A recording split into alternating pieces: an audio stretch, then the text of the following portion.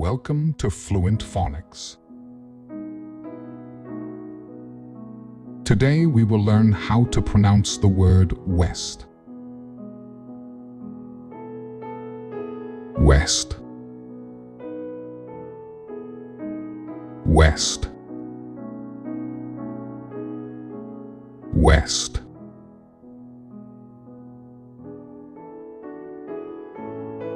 Here's an example of how one might use it in a sentence.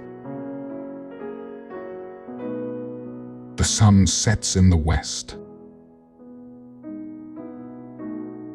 West refers to the direction in which the sun sets, located opposite to east on the compass, and usually associated with the concept of evening and the end of the day.